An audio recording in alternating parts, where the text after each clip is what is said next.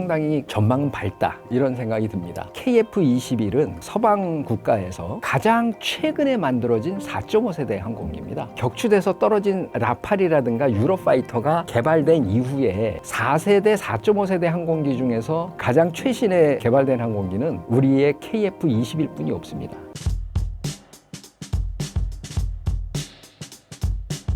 심사인당 구독자 여러분 안녕하세요. 전 KF-21 사업단장 정광선입니다. 반갑습니다. 라팔 전투기가 중국 전투기에 격추당했다는데 어떤 일인가요? 뭐 다 아시겠지만 인도 지역에서 총에 의한 그 테러가 발생됐고 그것이 파키스탄의 어떤 테러 단체에 의한 사건이라고 이제 봐서 인도가 보복 공격을 하게 된 것이죠. 그래서 이제 저희가 특히 여기서 주목할 것은 대규모 공중전이 일어났었죠. 125대라는 양국의 항공기가 전투기 125대가 떠서 거기서 공중전이 일어났는데 그 중에서 이제 파키스탄은 라팔 3대와 미구 29 1대 그 다음에 수호이 30 MKI 1대를 격추시켰다고 주장을 하는데 인도는 거기에 대한 맞다 틀리다라는 답변은 없었지만 실질적으로 인도 지역 내에서 라팔의 엔진이라든가 꼬리 날개 이런 것들이 발견된 거로 봐서는 최소한 인도의 라팔은 한 대가 격추된 것이다라고 많은 전문가들은 얘기를 하고 있습니다.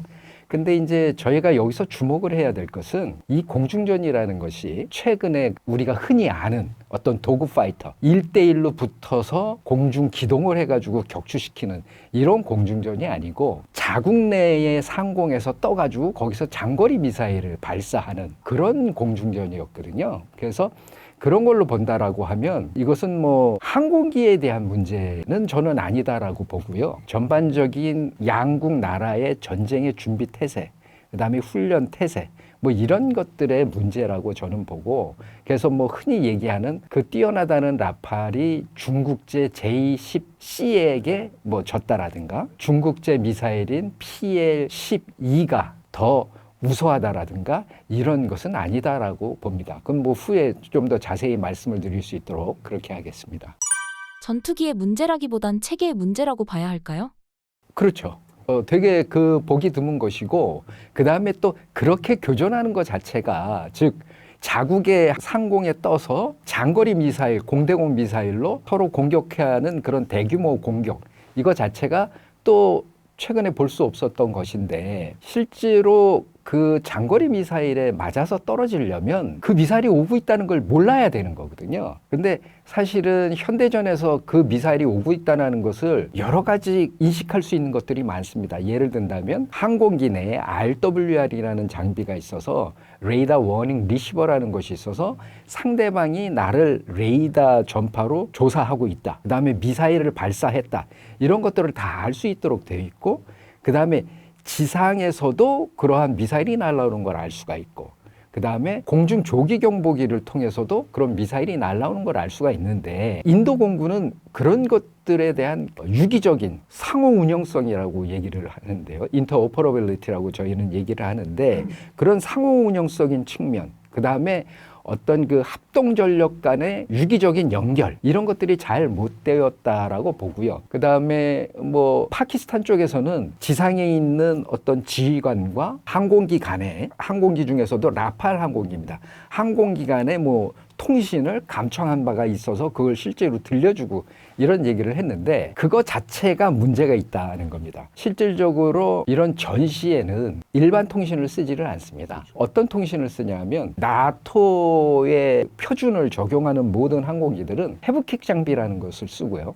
최근에는 이제 헤브킥이 세턴이라는 장비로 다 좀 교체가 되고 있는데 헤브킥 장비는 1초에 수십 수백 번의 그 주파수를 변경시키는 우리는 그 주파수 도약이라고 하는데 그렇게 변경을 하기 때문에 감청을 할 수가 없습니다. 근데 그런 감청을 했다라고 하는 것은 그런 헤브킥 장비를 사용하지 않고 일반 장비를 썼다라는 그런 의미거든요. 그렇다라고 보면 제 개인적인 생각은 그렇다면 라팔 항공기는 왜 그런 일반 통신 장비를 전시 상황에서 썼을까 하는 그런 의문이 드는데 제 개인적인 생각에는 아까 말씀드린 것처럼 인도는 라팔, 그 다음에 미구 29, 수호이 30 MKI 이 세 종류의 항공기가 떴단 말입니다. 그러면 라팔은 나토 표준을 적용하는 항공기고요. 그 다음에 러시아는 또 러시아의 표준을 적용할 것이고 중국은 중국의 표준을 적용하기 때문에 즉 라팔이 사용하는 어떤 통신 비화 장비라든가 전술 데이터 통신 이것을 썼을 경우에는 서로 교신이라든가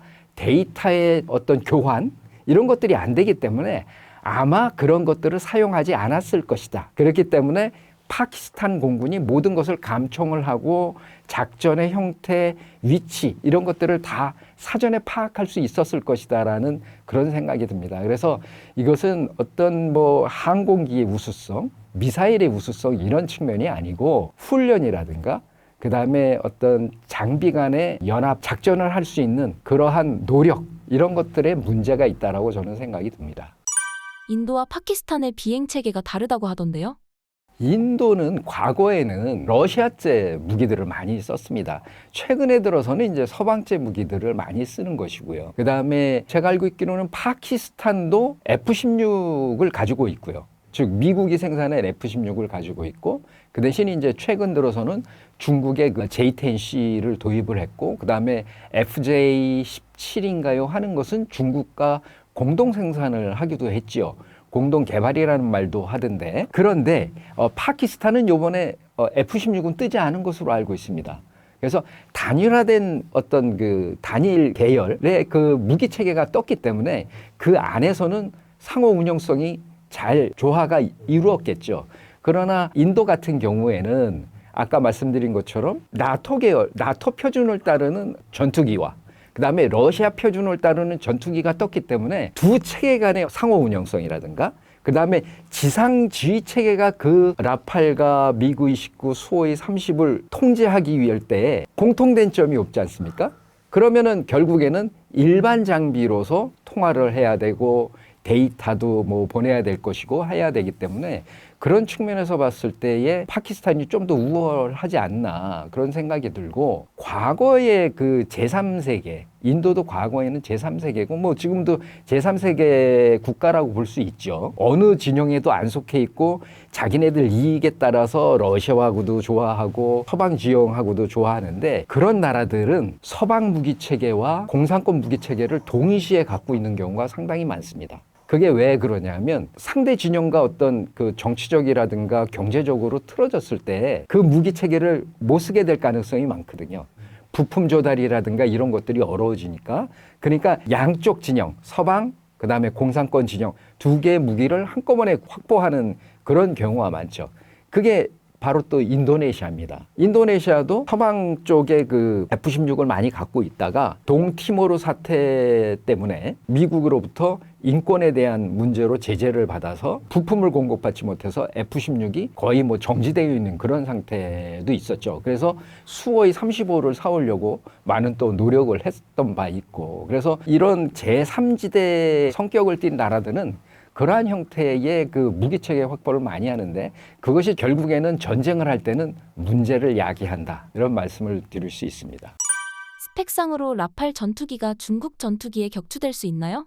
그렇지 않죠. 라팔은 2000년 초반에 4세대로 개발이 돼서 계속적으로 진화해 가지고 지금은 4.5세대 항공기라고 볼 수가 있고요. 그 다음에 라팔은 우리 KF-21이 장착하고 있는 미티어 항공기를 장착을 하고 있습니다. 그 미티어 항공기는 사거리 200마일을 넘어가면서 덕티드 램 엔진을 갖고 있어서 거의 표적에 도달할 때까지 충분한 에너지를 갖고 가기 때문에 상당히 성능이 뛰어난 항공기입니다. 그런데 이제 또 재밌는 것은 여러 가지 그 매체에서 나오는 것을 봤을 때는 인도가 요번에 그 인도 파키스탄 전쟁 공중전 때 띄웠던 라팔에는 미티어가 장착이 돼 있지 않았다. 그렇다는 얘기가 있습니다. 그렇다면 장거리 공대공 미사일은 라팔은 없었던 것이죠. 그러나 파키스탄의 J-10C에는 PL-10E 장거리 공대공 미사일이 달려있어서 이 PL-15E입니다. PL-15E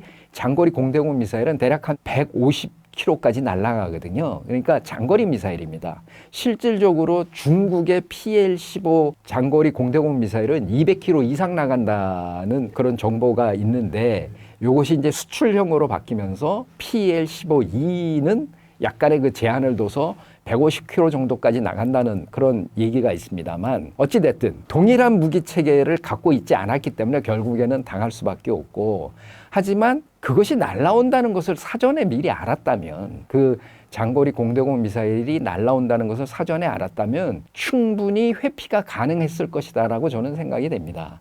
그러나 아마도 그것을 몰랐을 거라고 저는 생각이 들고요.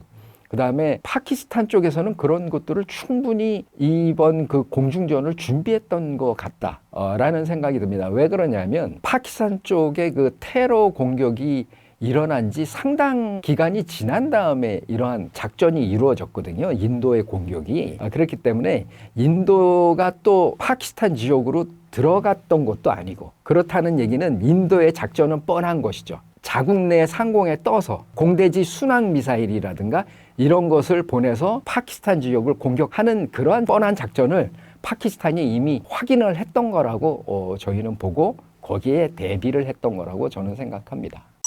중국의 전투기와 미사일에 대해서도 설명 부탁드립니다.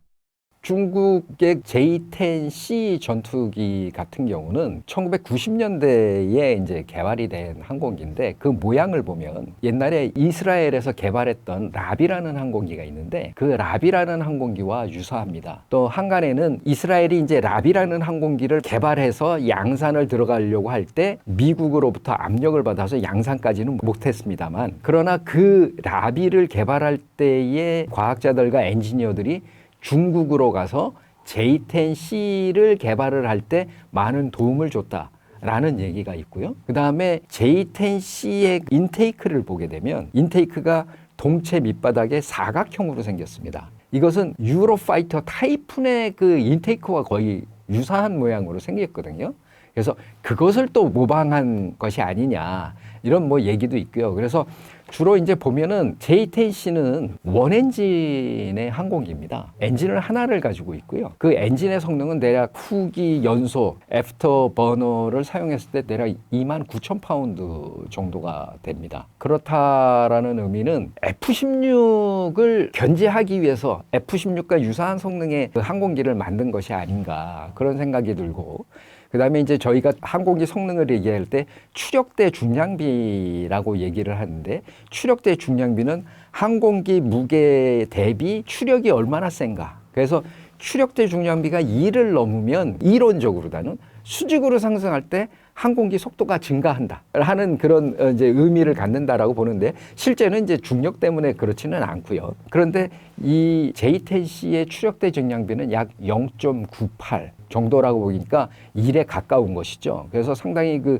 기동 성능이라든가 이런 것도 좋을 것이라고 보고, 그 다음에 레이더는 초기 버전에는 이제 기계식 레이더를 달았는데 J-10C는 A사 레이더를 장착한 것으로 많이 알려져 있습니다. 그렇다라고 하면 초기에는 4세대 항공기로 개발이 됐다가 항공전자 장비들이 좋아지면서 A사 레이더까지 넣었다라는 의미는 4.5세대급 항공기다.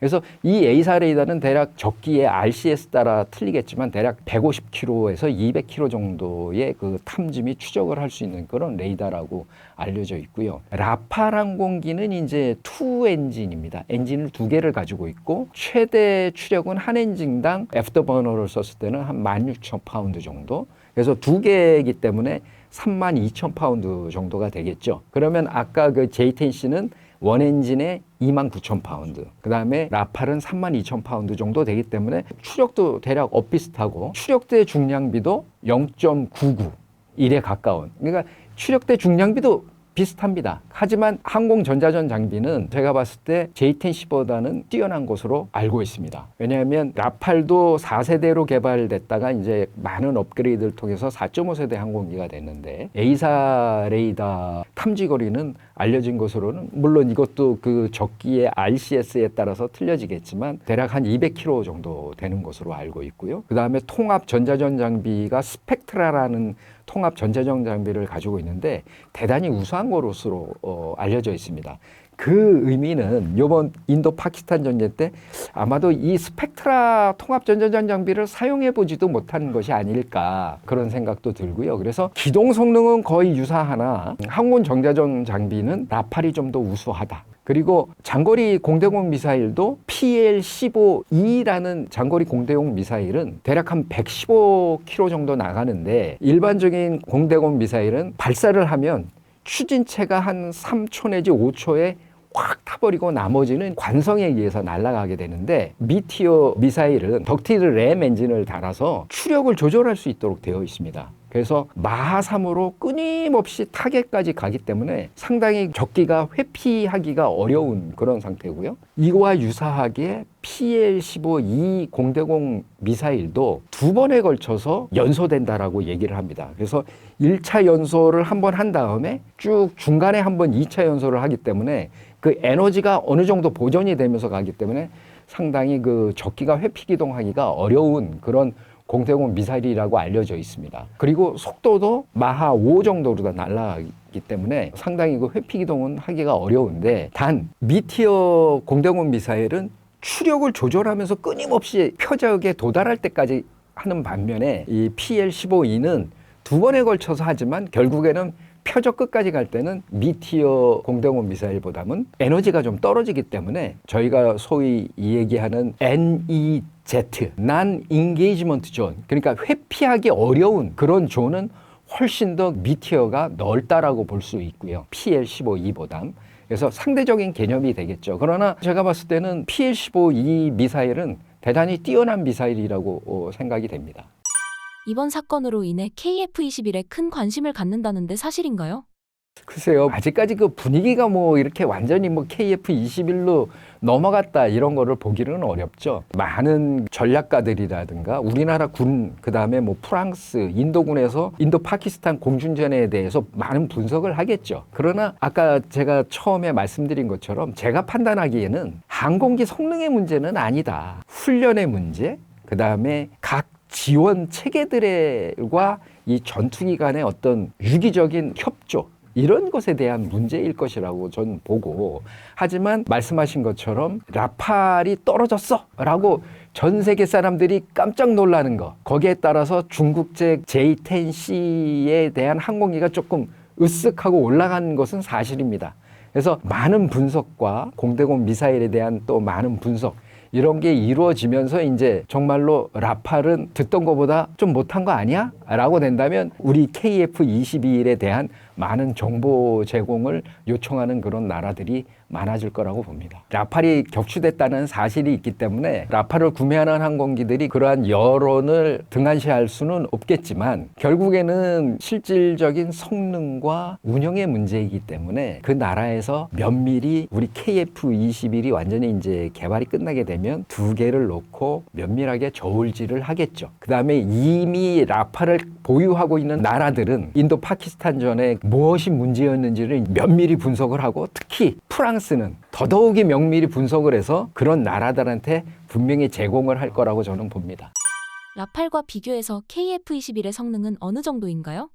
글쎄요, 라팔과 뭐 성능을 비교한다 이거는 조금 애매합니다. 왜냐하면은 각각의 항공기마다의 나름대로의 특징이 있기 때문에. 그러나 그냥 단편적으로 어떤 기동 성능이라든가 이런 것만 봤을 때는 라팔도 2엔진, 우리 KF-21도 2엔진, 2개의 엔진을 가지고 있고, 추력적인 측면에서는 라팔은 프랑스 회사인 스넥마라는 회사에서 만든 그 엔진을 갖고 있는데 16,000파운드짜리 2개를 갖고 있어서 32,000파운드고요. 그 다음에 우리 KF-21은 F414 엔진을 미국에서 G사에서 개발한 414 엔진을 가지고 있는데 한 엔진당 22,000파운드, 즉 그걸 2개를 갖고 있으니까 44,000파운드의 추력을 가지고 있고요. 그 다음에 속도는 양계 기종 다 대략 제가 알고 있기로는 마하 1.8의 최고 속도를 갖고 있는 것으로 알고 있고, 그러나 형상 측면에서 봤을 때의 크기는 KF-21이 좀 더 크고, 그 다음에 무장은 추력이라든가 덩치에 비해서 무장은 라팔이 조금 더 많이 다는 것으로 제가 알고 있습니다. 라팔은 대략 한 8톤이 조금 넘어가는 무장을 다는 것으로 알고 있고요. 우리 그 KF-21은 대략 한 7.5톤? 요 정도의 무장을 달고 있고, 무장의 또 특성도 결국엔 거의 비슷합니다. 왜냐하면 라팔이 사용하는 미티어도 저희가 달고 있고요. 그러나 적외선 레이더라든가 중거리 미사일은 우리는 독일제 AIM-2000, 즉 아이리스-T를 달고 있지만, 라팔은 MBDA사에서 만든 미카라는 미사일을 달고 있습니다. 이 미카라는 미사일은 그 앞에 달린 시커를 적외선 시커로 바꿨다가 레이더 시커로 바꿨다가 할 수 있는 아주 독특한 미사일인데요. 그러한 미사일을 달고 있고, 우리는 제이담이라고 하는 GPS 유도폭탄을 사용한다 치면은 프랑스는 프랑스 업체에서 개발한 해머라는 미사일 유도폭탄을 달고 있고, 그래서 그러나 성능은 거의 다 유사하다. 하지만 프랑스는 프랑스 자체에서 개발된 그러한 무기 체계를 다 사용하고 있다. 그런 특징이고요. 기동 성능 측면에서는 저는 거의 유사할 거라고 보는데, 그러나 기동 측면에서는 라팔이 작고 아주 날렵하게 생기지 않았습니까? 그래서 기동이 좀 더 민첩할 거라고는 생각이 들지만, 그러나 결국에는 요즘의 그 현대전에 있어서는 그런 민첩한 도그 파이팅을 하는 그런 전쟁이 아니기 때문에 뭐 그거는 비교를 해봐야 큰 차이는 많이 나지는 않고 거의 대등하거나, 하지만 항공 전자 장비 그것들이 최신 것들을 우리가 많이 적용을 했기 때문에 조금 더 유리하다. KF-21이. 그 다음에 그동안에 20몇 년 동안을 라팔은 지속적으로 성능 개량을 해왔기 때문에 더 이상의 성능 개량할 수 있는 공간이라든가 그런 한계점에 다다랐을 것이다. 왜냐하면 저희가 어떤 것들을 성능 개량을 하려면 컴퓨터나 노트북도 마찬가지겠지만 CPU도 계속 바꿔줘야 될 것이고 메모리도 증가시켜야 될 것이고 할 텐데, 그런 것들이 여유 용량이 없을 거다라고 저희는 보고요. 하지만 KF-21은 아직도 그런 확장할 수 있는 부분이 너무나 많이 남아있기 때문에, 저는 뭐 제가 그 KF-21 개발에 참여해서 그런지 모르겠으나 같은 4.5세대급 항공기지만 KF-21이 좀 더 좋고 향후 발전성도 크다. 이런 말씀을 저는 드리고 싶습니다. 만약 중국 전투기와 KF-21이 붙었다면 어떻게 전개됐을까요? 이제 거기에는 가정사항이 필요합니다. 어떤 가정사항이냐면, 이번 인도 파키스탄 전개처럼 인도 파키스탄은 소위 그 LOC, 라인 오브 컨트롤, 그러니까 양국이 군사적으로 통제할 수 있는 선, 우리로 얘기하면은 군사 분계선이죠. 즉 DMZ 그 라인을 서로 넘나들지 않은 상태에서 자국의 영토 내에서 항공기가 떠서 장거리 공대공 미사일로 교전을 한 것이었죠. 그러한 동일한 상태로 교전을 한다 치면 우리 공군은 더 뛰어나다. 인도가 보인 그런 결과보다는 훨씬 더 우수한 결과를 낼 수 있었을 것이다 라고 저는 생각합니다. 왜 그러냐면, 우리 공군은 한미연합훈련을 많이 하고 있습니다. 그 한미연합훈련을 할 때에 우리 공군이 가지고 있는 MCRC라는 지상 관제소, 그 다음에 PSI라고 하는 공중조기경보 통제기, 그 다음에 전투기, 이러한 것들이 거의 통신 없이, 통신을 하더라도 비화 통신을 해서 이렇게 작전을 하거든요. 통신 없이 한다는 것은 링크 16인 전술 데이터 링크를 통해서 작전을 하게 됩니다. 그렇기 때문에 훨씬 더 유기적으로 작전을 할 수가 있지요. 하지만 중국 같은 경우에는 이러한 연합작전에 대한 경험이 그렇게 많지 않은 것으로 제가 알고 있습니다. 예를 든다면, 제가 정확한 그 연도는 기억이 나지 않지만 태국 공군과 중국 공군이 그 훈련을 같이 하면서 태국 공군이 중국 공군을 격추시켰다 하는 뭐 그런 뉴스도 나와 있고요. 그렇기 때문에 그런 그 중국 공군의 훈련이라든가 이런 것들은 그렇게 우수하지 않을 것이라고 저는 생각을 하고, 우리 공군은 한미 연합 훈련을 거의 그 1년 365일, 그 다음에 우리끼리만의 그런 훈련도 하고 있고, 그 다음에 심지어는 1년에 한 번씩 공군 전투기가 미국의 알래스카로 가서 레드 플래그 훈련이라고 해서 나토에 속해 있는 여러 나라 공군들과 함께 다국적 훈련을 하거든요. 그래서 그러한 새로운 전술 전기를 많이 배워서 오고, 그것들을 또 우리 국내에 있는 조종사들한테 전파시키고 훈련시키는 이런 것들이 계속 선순환되고 있기 때문에 상당히 훈련이 잘 돼 있는 군이라고 저는 제가 있을 때도 그렇게 했고 지금도 그렇게 하고 있기 때문에 그러한 능력들이 뛰어나기 때문에 가정사항이지만 훨씬 더 인도 파키스탄 전쟁 때의 인도 공군보다는 뛰어난 결과를 저희가 낳을 수 있다라고 저는 생각합니다. 우리가 파키스탄 공군을 격추시켰으면 시켰지 떨어지지는 않았을 것이다. 저는 그렇게 말씀드리고 싶습니다. 만약 북한과 한국이 공중전을 붙는다면 어떻게 전개됐을까요? 현재 이제 북한과의 교전 상황을 쳤을 때 북한의 그런 PL-15급의 장거리 미사일을 보유하고 있다는 정보는 제가 듣지를 못했고요. 그렇기 때문에 실질적으로 똑같은 가정사하게 된다라고 봤을 때는 북한 공군이 쓸 수 있는 무기는 없습니다. 북한이 쓸 수 있는 무기는 없고, 그러나 이제 한간에 북한에서 그 지상군을 지원을 한 그 반대 국부로 러시아에서 이제 첨단 항공기라든가 첨단 무기 체계 이런 것들을 공급할 수 있다라는 얘기가 있기 때문에 그것은 저희가 잘 주시해보고 그러한 무기 체계를 우리가 어떻게 대응할 것인지 전술적으로다나 어떤 장비적인 측면으로 어떻게 할 것인지는 우리 공군이 많이 고민을 해봐야 될 거라고 봅니다. 만약 중국과 한국이 공중전을 붙는다면 어떻게 전개됐을까요? 인도 파키스탄전처럼 자국 영토 내에서 어떤 교전이 이루어진다라고 하면 훈련이 우리가 훨씬 더 잘 돼 있기 때문에 격추를 시킬 거라고 저는 자신을 하고, 그러나 실제로 이제 도구 파이팅이 붙었을 때는 그것은 또 다른, 그러나 그건 역시 우리 공군 조종사들이 많은 훈련을 하기 때문에 탑건에서 보듯이 탑건 스쿨이라는 것이 있습니다. 미국에는요. 그것은 이제 조종사들이 그 학교에 들어가서 전술 전기를 연마하는 학교거든요.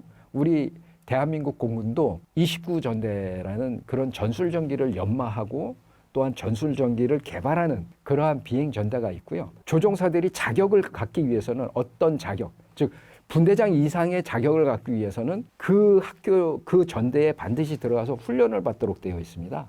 그렇기 때문에 우리 공군의 그 조종사들의 전반적인 수준이 상당히 뛰어나다. 그런 말씀을 드릴 수 있겠습니다.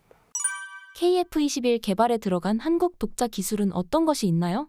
그 독자 기술에 대해서 이제 많은 분들이 얘기를 하시는데 좀 하나를 짚고 넘어가야 될 것은 KF-21 자체로 본다면, 전투기 자체를 놓고 본다면 그건 다 우리 독자 기술로 개발이 된 겁니다.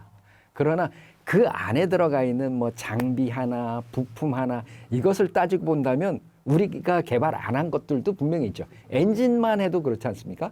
그러나 KF-21 자체만으로 본다면 그건 우리 독자 기술로 개발이 된 것입니다. 그래서 우리 독자 기술이 들어간 것이 어느 겁니까로 얘기를 한다면 그거는 KF-21을 얘기하는 게 아닙니다. 그 엔진을 얘기한다. 그 다음에 뭐 어떤 부품을 얘기한다. 이랬을 경우에 얘기하는 것이지 KF-21 자체로만 본다면 우리 독자 기술로 된 것이죠. 예를 든다면 갤럭시 핸드폰 삼성의 독자 기술로 만든 거지 않습니까? 하지만 그 안에 우리 그 협력업체 기술로다도 들어간 것이 있고 다른 나라 것도 있고 뭐 이렇지 않습니까? 그래서 KF-21 자체는 우리 한국 독자의 기술로 개발이 된 것이고요. 그 안에 들어가는 부품 중에서 우리 독자 기술로 개발된 것은 어떤 것입니까? 라고 물으신다면 가장 중요한 우리가 흔히 얘기하는 4대 주요 장비, 즉 A사 레이더. 이거 우리 독자 기술로 다 개발이 된 거죠. A사 레이더 같은 경우는 소프트웨어는 당연히 100% 우리 기술이고요.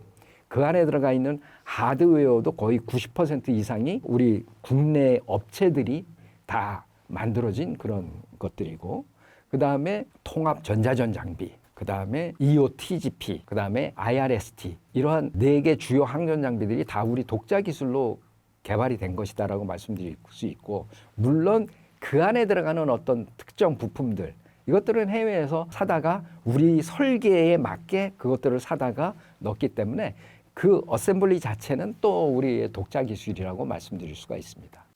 최근 KTF-5500 엔진이 주목받는 이유는 무엇인가요? KTF-5500 엔진은 그 최대 추력 5,500파운드 터보팬 엔진을 개발을 한 겁니다. 금년 하반기면 이제 개발이 완료될 것이라고 얘기를 하고 있고, 그 엔진은 무인기에 활용할 거라고 저희는 알고 있습니다. 그래서 그거는 우리 국방과학연구소와 방산업체 간에 이제 개발이 완료가 된 것인데, 우리 최초의 터보팬 엔진 개발이죠. 터보팬 엔진 개발이고, 이것이 이제 우리나라에서 전투기용 터보팬 엔진을 개발을 하기 시작이다 라고 볼 수가 있죠. 그래서 이것을 시작으로 해서 저희가 16,000파운드급 전투기용 터보팬 엔진을 이제 개발을 할 계획으로 있고, 상당히 많은 기술을 이 5,500파운드짜리 터보팬 엔진을 개발을 함으로써 기술이 축적됐다. 이렇게 볼 수 있겠습니다. 근데 이제 이것을 전투기에 쓰기는 추력이 약하기 때문에, 하지만 이것을 무인기에 활용하기에는 괜찮은, 어느 정도 활용할 수 있는 그런 정도의 추력을 가졌다라고 말씀드릴 수 있겠습니다. 국산 엔진 개발이 왜 중요한 건가요? 엔진 하나를 개발하는데 상당한 기간과 많은 돈이 들어가기 때문에 우리가 그 엔진을 사올 수만 있다면 사다가 쓰는 것이 좋다고 저도 개인적으로는 생각을 합니다. 그러나 예를 한번 들어보겠습니다. 저희가 KF-22를 개발하면서 선정한 엔진이 F414G400 엔진입니다. 그 엔진의 최대 추력은 말씀드린 것처럼 후기 연소기죠. 애프터버너를 사용했을 때 22,000파운드입니다. 그러나 이 세 개에는 그거보다 더 좋은 엔진이 많이 있습니다. 예를 든다면 F16에 들어가는 엔진은 지금 우리가 F16, F15에 들어가는 F110 엔진, F100 엔진, F110 엔진, 이것은 지금 우리 한화 에어로스페이스에서 라이센스 생산을 하고 있거든요. 그 엔진은 29,000파운드입니다. 29,000파운드인데 심지어 우리 한화 에어로스페이스에서 그것을 라이센스 생산하고 있음에도 불구하고 미국이 그걸 우리한테 사용하도록 허가를 안 해주고 있거든요. 그 다음에 지금 F-35에 들어가는 F-135 엔진은 43,000파운드입니다. 엄청나지 않습니까? 그런 엔진, 많은 엔진들이 있습니다. 하지만 그러한 것들은 어떤 그 전략적인 장비로 그 미국에서 선정을 해놨기 때문에 다른 나라에 팔지를 않습니다. 그래서 우리가 사올 수 있다면 좋겠죠. 그러나 F414 엔진이 저희가 확보할 수 있는 최선의 엔진이었던 것이죠. 그래서 만약에 우리가 어떤 새로운 항공기를 개발을 하겠다라고 한다면 더 이상 사올 수 있는 엔진은 없습니다. 다른 나라에서 그것을 팔지를 않기 때문에. 그 다음에 이제 두 번째는 그 엔진을 유지보수하는데 많은 돈이 들어간다는 겁니다. 심지어는 그 어느 엔진에 하나 문제가 있다면 그 엔진을 통째로 제작사에다가 보내야 되는 그런 문제도 있을 것이고요. 하지만 지금 F414 엔진 같은 경우는 우리 한화 에어로스페이스에서 라이센스, 즉 면허 생산을 하기 때문에 작은 결함 같은 것들은 이제 한화 에어로스페이스에서 수정을 하겠지만, 큰 결함 같은 것들은 미국으로부터 그 부품이 와야지만, 또는 어떤 경우에는 그걸 들고 미국에 가야 되지만 수리가 되는 그러한 문제점들이 많고요. 그 다음에 그 엔진 자체에서 조금 더 성능을 개량을 할 필요성일 때는 어마어마한 돈을 또 G사에다가 돈을 주고 성능 개량을 해야 되는 그러한 어려움들이 있기 때문에 우리가 기술만 할 수 있다면 저희가 개발하는 것이 좋다. 또 우리는 앞으로 새로운 항공기들을 좀 더 개발을 해야 되지 않겠습니까? 그러면 엔진은 100% 개발을 해야 될 우리의 과제이다라고 말씀드릴 수가 있습니다. 왜냐하면 다른 나라에서 새로운 엔진을 팔지를 않기 때문에, 그렇기 때문에 할 수 있다면 빠른 개발이 필요합니다. 이 엔진은 그 항공기의 성능과 직결됩니다. 엔진의 추력이 세면 무장도 많이 하고 또 기동 성능도 좋아지고, 그렇기 때문에 엔진이 고성능이면 고성능일수록 더 좋아지는 것이고요. 요즘 엔진들은 어떤 또 추력이 좋을 뿐만 아니라 어떤 또 성능을 가지고 있냐면 추력 편향이 됩니다.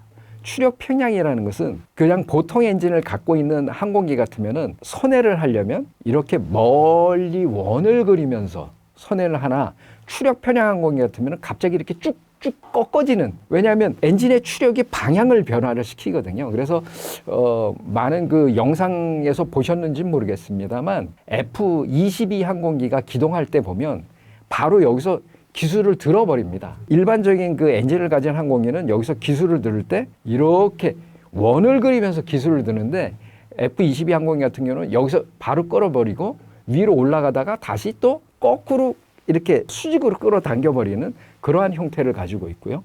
그 다음에 슈퍼크루즈라고 그래서 후기 연소기를 사용하지 않고 일반 우리는 그 밀리터리 파워라고 하는데요. 밀리터리 파워 상태에서 초음속이 가능합니다. 그거를 또 지속해서 오랜 시간 유지를 할 수 있습니다. 그런 뛰어난 성능을 많이 가지고 있기 때문에 더더욱이 그 항공기의 성능이 좋아지는 것이죠. 예를 든다면 근접 공중전 같은 건데요. 근접 공중전에서는 적기를 격추시키기 위해서는 기총을 쏘거나 아니면 단거리 적외선 미사일을 씁니다. 그럼 단거리 적외선 미사일을 쓰려면 이 앞에 적기가 계속 회피하기 위해서 선회를 하죠. 다방구라는 놀이를 해보셨나요? 술래가 상대방을 잡기 위해서 막 쫓아가면은 빙글빙글 돌면은 빨리 이렇게 가파르게 선회를 하면은 바깥으로 튕겨져 나가지 않습니까? 그죠? 자동차도 마찬가지고요. 그러기 위해서는 튕겨나가지 않기 위해서는 안으로 들어와야 되는데 이 안으로 들어와야 되기 위해서는 많은 에너지와 중력 가속도를 가져야 됩니다. 그러나 만약에 추력 편향된 항공기라면 여기서 바로 꺾어서 안으로 넣을 수가 있겠죠. 그러면 쉽게 적기를 격추시킬 수 있는 이런 능력.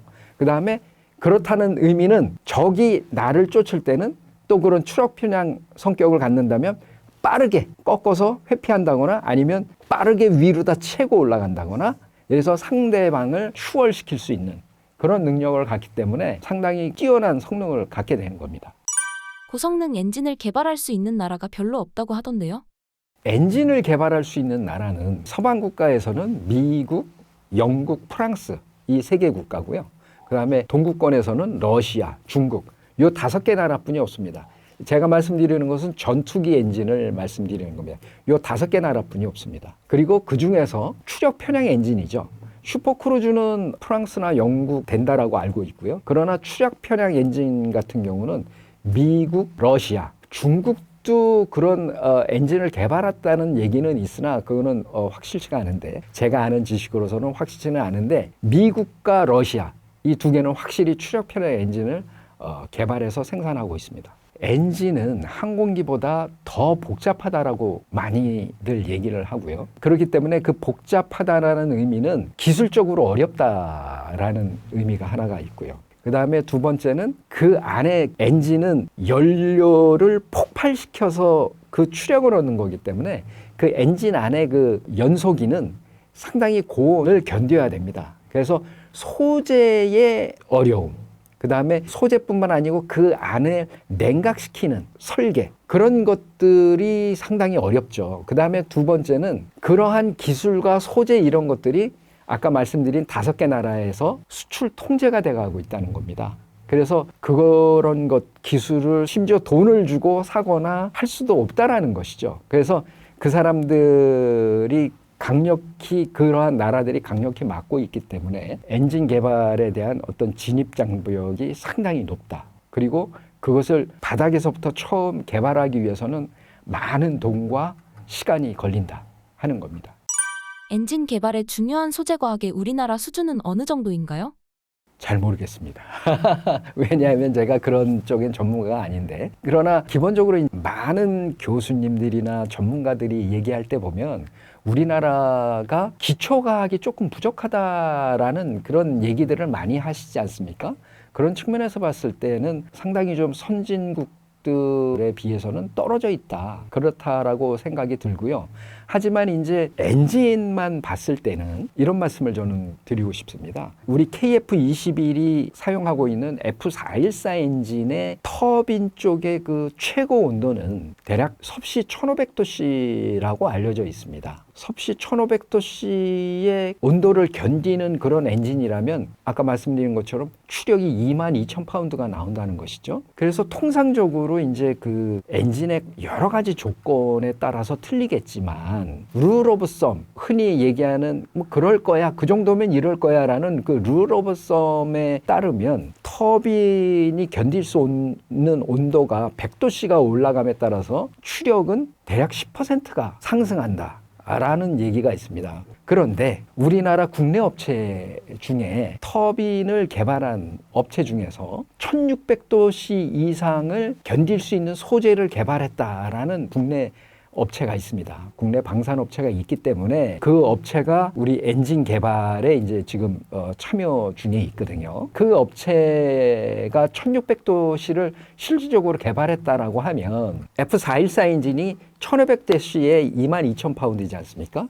그러면 거기에 10%면 대략 24,000파운드 이상의 엔진을 우리가 개발할 수 있는 그런 소재를 확보했다라는 말씀을 드릴 수가 있고요. 그런 의미에서 본다면 앞으로의 터보팬 엔진, 전투기용 터보팬 엔진을 개발하는 데는 큰 산은 넘어갈 수 있는 거 아닌가, 이런 생각이 좀 듭니다. 두산 에너빌리티는 이제 발전소용 스터빈 엔진을 개발을 했는데, 이 터보팬 엔진도 가스터빈 엔진이랑 거의 같은 그런 어떤 원리거든요.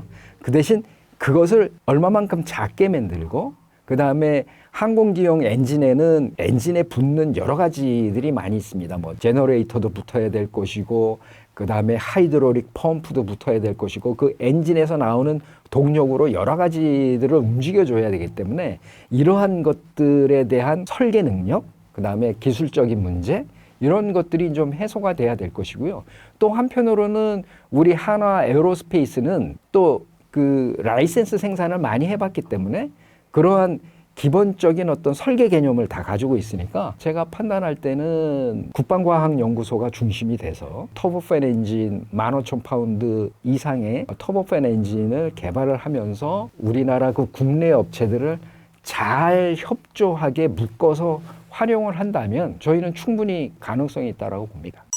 엔진 개발 국산화에 성공하면 경제적 파급 효과는 얼마나 될까요? 실망스럽지만 당장으로는 경제적 효과가 없습니다. 오히려 그 개발비가 많이 투자가 되기 때문에 실질적으로는 손해겠죠. 왜 그러냐 하면 이제 많은 분들이 오해하고 있는 것이 있는데요. 우리가 엔진을 개발을 하게 되면 지금 현재 있는 KF21에 달고 있는 엔진을 다 이 엔진으로 교체할 수 있는 거 아닙니까? 그리고 KF21을 좀 더 생산을 하게 되면 우리가 개발한 엔진을 장착을 해서 사용하면 될 것이 아닙니까? 이런 생각들을 많이 하시는데요. 그렇지 않습니다. 왜냐하면 이 엔진의 크기라든 것들이 있지 않습니까? 지금 현재 설계된 KF21은 F414 엔진의 크기와 부피에 맞게 설계된 항공기입니다. 그러나 그거와 F414 엔진과 똑같이 만들지 않는 다음에는 우리가 개발한 엔진을 바로 대체해서 쓸 수 없는 것이죠. 예를 들어서 그랜저 엔진을 소나타에다가 바꿔 낄 수 없는 거와 마찬가지라고 보시면 됩니다. 그렇기 때문에 새로 개발한 엔진을 활용하기 위해서는 항공기를 좀 개조한다든가 새롭게 개발한다든가 이런 어떤 부수적인 또 연구 개발이 일어나야 된다는 것이죠. 그래서 우리가 개발한 엔진에 대한 어떤 성과가 있기 위해서는 새로운 거를 개발을 해야 된다는 것입니다. 그때서부터 실질적으로 그것을 활용을 할 수가 있고, 그것이 정 안 된다라고 하면 현재 있는 KF21을 우리가 새로 개발한 엔진을 활용하기 위해서 어떤 개조가 일어나야 된다는 것이죠. 그러면 이제 비용 대 효과적인 측면에서 새로운 항공기를 개발을 해야 될 것이냐, 아니면 현재 가지고 있는 레가시들을 개조해서 이것을 써야 될 것이냐 하는 문제가 있는 것이죠. 그런 측면에서 본다면 엔진을 개발한다 해도 경제적인 어떤 효과는 보기가 어렵다. 하지만 향후 우리가 새로운 항공기를 개발했을 때는 KF21처럼 엔진을 사오지는 않겠죠. 그런 측면에서 본다면 어떤 경제적인 효과가 뛰어나게 되는 것이고, 그리고 향후 우리가 새로운 항공기를 개발하거나 KF21을 개조 개발해서 우리 엔진을 쓴 것을 다른 나라에 수출했을 때, 그럴 때는 지금 KF21을 수출한 것보다는 더 많은 경제적인 이득을 우리가 취할 수가 있겠죠. 그래서 하나의 엔진을 만들어 놓게 되면 그것을 이용을 해서 엔진의 그 핵심 코어라고 얘기를 하는데요. 그 핵심 코어를 이용해서 좀 더 좋은 엔진으로 다 계속 만들어 나갈 수 있는 그런 기술의 업그레이드가 가능합니다. 예를 든다면 우리 한국항공우주산업이 생산하고 있는 FA50에 들어가는 엔진이 F404 엔진입니다. 지금 KF21에 들어가는 엔진은 F414 엔진입니다. 뭔가 좀 이름이 비슷하지 않습니까? 그 의미는 F404 엔진을 토대로 해서 그 핵심 코어를 가지고 개발을 한 것이 F414 엔진입니다. 그것처럼 우리나라가 터보팬 엔진을 개발을 한다면 그것을 또 이용을 해서 더 많은 추력을 가진 새로운 엔진을 또 충분히 개발을 할 수 있는 그러한 것이 되기 때문에 엔진 개발은 반드시 필요하다고 저는 봅니다. 캐나다의 미국과 관계 악화로 인한 KF21 언급은 어떻게 보시나요? 결론적으로 K방산의 우수성에 대한 얘기인데요. 그냥 제 개인적인 의견입니다만 우리나라에서 개발한 그 무기 체계는 저희가 작전 요구 성능이라고 얘기를 하는데요. ROC라고 얘기를 하는데 그 작전 요구 성능에 따라서 이제 개발이 되는 건데 우리 군이 요구하는 작전 요구 성능이 대단히 높고 까다롭습니다. 그래서 개발하고 난 다음에 그 작전 요구 성능이 충족하는지 시험 평가를 할 때 많은 무기 체계들이 성능에 도달하지 않는다고 불합격 판정을 받는 무기체들이 많고 그것을 다시 성능을 개선을 해서 이렇게 합격 판정을 받는 무기 체계들이 많습니다. 그래서 한때는 우리 방산업계라든가 많은 사람들이 우리 군의 요구 성능이 너무 높다 뭐 이런 얘기를 많이 하는데 저는 지금 K방산이 이렇게 우수하게 된 것은 그러한 요구 성능을 냈기 때문에 이러한 결과가 있지 않았는가. 그 다음에 군이 또 요구하는 것이 대단히 또 섬세합니다. 아주 사소하다라고 느낄 만한 것까지도 이렇게 얘기를 많이 하죠. 예를 든다면 레이더에 들어가 있는 심볼의 형태. 이러한 심볼의 형태도 적기를 세모로 표시했다면 야 그거 아니야. 동그라미로 해줘. 색깔은 빨간 걸로 해줘. 라든가 아주 세밀한 것부터 우리 군이 요구를 하거든요. 군이 그런 것들을 운영할 때 편리하게 하기 때문에 방산업체들이 거기에 이제 많이 익숙해져 있는 거라고 보고 그러한 것들이 해외에 나가게 되면 우수성을 인정받는 것이 아닌가 그런 생각이 듭니다. 예를 든다면 우리 한때 이런 얘기 많이 있었지 않습니까? 헐리우드에서 영화를 제작하면 미국하고 한국이 동시에 상영을 한다라는 얘기를 많이 하죠.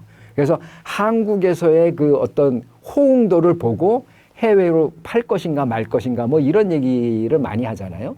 그 다음에 핸드폰이라든가 전자장비도 마찬가지. 우선 한국에서 먼저 발표를 하고 그것의 성능을 보고 한국 커스터머들이 어떤 불만이 있는지를 보고 또 새롭게 고쳐서 제품을 내놓는다는 이런 말이 있지 않습니까? 그래서 한국은 일종의 테스트 베드다라는 말이 있는데 마찬가지로 우리 군도 대단히 까다롭습니다. 대단히 까다로워서 우리 방산업체들이 그런 측면에 지금 수십 년 동안 많이 적응을 해왔기 때문에 우리가 만든 방산 무기 체계들도 그러한 형태를 가지고 있지 않나 그런 생각이 들고 두 번째는 신속한 후속 군수 지원입니다. 그 해외에서 저희가 그 수출을 한 다음에 어떤 결함이 생겼다라든가 문제가 생겼다 할 때는 신속하게 그 제작사에서 파견이 돼서 그 나라 군이 어려워하는 것을 해소시켜주는 그런 작업들을 많이 하죠. 그것도 역시 우리 군이 또 그렇게 합니다. 그래서 군에서 문제가 생기면 전방에서 어떤 문제가 생기면 우리 그 제작사들이 전방으로 빨리 출동해서 또 수정해주는 그러한 것들이 이제 우리 방산업체들의 몸에 배어 있다는 것이고 그 다음에 저희가 수출할 때에 그 나라에서 요구하는 사항을 좀 더 적극적으로 수용을 합니다. 그 얘기는 뭐냐면 생산을 그 나라에서 해준다든가 혹은 기술 이전을 해준다든가 그것들이 일부 미국, 뭐 프랑스, 영국 이런 서방 국가들보다는 상당히 조금 유연한 그런 자세로 수출을 할 때 임하기 때문에 우리 방산이 그렇게 해외에 많이 수출되는 것이 아닌가 그런 생각이 듭니다. 앞으로의 KF-21의 판매 전망은 어떻게 보시나요? 저는 뭐 개인적인 생각으로 상당히 전망은 밝다 이런 생각이 듭니다. KF-21은 서방 국가에서 가장 최근에 만들어진 4.5세대 항공기입니다. 지금 그 격추돼서 떨어진 라팔이라든가 유로파이터가 개발된 이후에 새로운 항공기가 개발된 거는 F-35뿐이 없습니다. 그러니까 F-35는 5세대 항공기지 않습니까? 그래서 4세대, 4.5세대 항공기 중에서 가장 최신에 개발된 항공기는 우리의 KF-21뿐이 없습니다. 그렇기 때문에 아까도 말씀드렸다시피 향후에 성능이 확장된 가능성이 가장 큰 항공기다. 이렇게 말씀드릴 수가 있고 그 다음에 두 번째는 일단 가성비가 좋습니다. 지금 현재 나와 있는 뭐 유로파이터, 라팔 뭐 이런 항공기보다는 상당히 구매 비용이 쌀 것이고 그 다음에 유지 비용도 훨씬 더 싸다. 그 다음에 세 번째로는 F-35를 구매하고 싶은 국가들이 많이 있을 텐데 그러나 그 F-35는 미국이 아무 국가에나 파는 그런 항공기가 아니거든요. 미국과 상당히 정치적으로다나 경제적으로 상당히 타이트하게 연결이 되어 있는 국가일 것이고요. 특히 중동 국가 같은 경우에는 이스라엘 때문에 미국이 F-35를 팔지는 않습니다. 왜냐하면 그 중동 지역 내에 스텔스 항공기를 갖고 있는 거는 이스라엘 하나뿐인데 만약에 거기다가 F-35를 팔게 되면 중동 영내의 역학구도가 틀어지기 때문에 절대 팔지를 않거든요. 그렇게 되면은 약간의 저피탑 능력이 좋은 우리 KF-21이 그 나라들의 대상 기종이 될 것이라고 저는 보고 있고요. 동남아시아도 마찬가지가 될 겁니다. 동남아시아도 F-35를 구매할 리는 없겠죠. 왜냐하면 워낙에 비싸고 그 F-35를 사용할 만큼의 위협되는 적도 없지 않습니까? 그죠? 그래서 뭐 굳이 그렇게 많은 돈을 들여서 F-35를 사지는 않을 거라고 저는 보고요. 그리고 F-35를 만약에 미국이 어느 동남아시아에 있는 어느 특정 국가에 F-35를 주게 되면 동남아시아 전체의 역학구도가 깨지게 되는 것이 되겠죠. 그래서 절대 미국도 F-35는 팔지는 않을 겁니다. 그런 측면에서 본다면 동남아시아, 그다음에 중동 이쪽이 우리의 시장이라고 보면 될 것이고, 그래서 동남아시아와 아까 말씀하신 것처럼 필리핀, 말레이시아, UAE, 사우디아라비아 이런 쪽에 관심을 많이 갖고 있는 것이 그러한 이유라고 저는 볼 수 있겠습니다. K 방산이 앞으로 넘어야 할 산이 있다면 어떤 것일까요? 일단 국내적으로 다 저는 그 프로젝트를 좀 말씀을 드리면 몇 년 전에 그 국방연구원에서 이제 KF-21 초도양산 40대에 대한 브레이크를 걸어서 초도양산 1차 생산은 20대뿐이 못하지 않았습니까? 그것이 문제점들이 다 해소가 됐기 때문에 금년에 초도양산 두 번째 계약분 20대가 아마 6월 정도에 계약이 될 거라고 보고요. 저는 이제 그것이 관심사가 될 것이고, 그렇게 계약이 되게 되면 우리 국내 협력업체라든가 이쪽에서 아주 활발하게 또 준비를 하고 생산을 하겠죠. 그것이 하나의 저의 첫 번째 관심사가 될 것이고요. 그 다음에 지금 현재 국방과학연구소에서 공고가 나간 것이 있는데, 그것이 뭐냐면 단거리 공대공 미사일에 대한 개발을 할 것인데 거기에 대한 업체 선정에 대한 공고가 나와 있습니다. 그것이 업체가 선정이 되면 금년 한 10월 정도에 사업이 착수가 돼서 개발이 될 겁니다. 그렇게 되면 2032년에 그것이 개발이 끝나고 양산이 들어가게 되는 것으로 되어 있는데요. 그것이 저에게는 상당히 중요한 관심사다. 그 다음에 이스라엘의 아이언돔과 같은 저고도에서 날아오는 포탄들을 요격할 수 있는 그 한국형 아이언돔이 사업에 착수가 되어 있습니다. 그래서 그것들이 어떻게 개발이 진척이 돼 나갈 것인지 이러한 것들, 그 다음에 소위 LSAM에 대한 그런 사업 진척 사항, 이런 것들이 이제 제가 주로 관심 갖게 보는 그런 프로젝트입니다. 그 다음에 앞으로 우리 K방산이 이제 넘어가야 될 산이 있는데, 작년, 재작년까지만 해도 저희가 이제 폴란드의 FA50이라든가 K2 전차, 그 밖에 그 동구권 국가의 K9 뭐 이런 것들을 팔면서 상당히 우리 K방산이 고무가 돼 있었고, 앞으로 유럽까지도 우리가 유럽 시장을 점령할 수 있을 거야, 이런 생각들을 많이 갖고 있었는데, 이제 트럼프 대통령이 나오면서 야, 유럽은 너희들이 책임져, 그리고 나토에다가 돈 많이 내지 않으면은 우리 뭐 손 뗄 수도 있어, 뭐 이런 식의 이제 위협을 가하는 바람에 EU에서는 최근에 EU 재무장 계획을 발표를 했죠. 그 다음에 독일 같은 경우는 마찬가지로 독일 재무장을 하기 위해서 예산을 어떻게 쓸 것인가 하는 이런 계획들도 많이 발표를 했기 때문에 이제 저희의 꿈의 시장이 오히려 그 유럽이 자체 생산을 하는 것으로 바뀌었기 때문에, 만약에 유럽이 그런 무기 체계를 자체 생산하고 기존에 있던 생산 라인들을 복구하게 된다라고 하면 폴란드라든가 기타 여러 나라들이 한국에서 무기 사오는 것에 대한 많은 압력을 받게 될 겁니다. 그리고 EU 영내에서 생산되는 무기 체계를 사오고자 노력을 할 것이고, 또 그것들이 많이 생산되게 되면 그것들을 또 다른 나라에 팔고자 하는 그런 노력들이 많아지게 되겠죠. 그렇게 되면 이제 우리 K방산의 경쟁자가 더 많아지게 되는 거기 때문에 그러한 것들을 우리 정부와 방산업체가 협력해서 어떻게 헤쳐나갈 것인지 하는 것들이 그 큰 과제가 될 것이라고 저는 생각됩니다.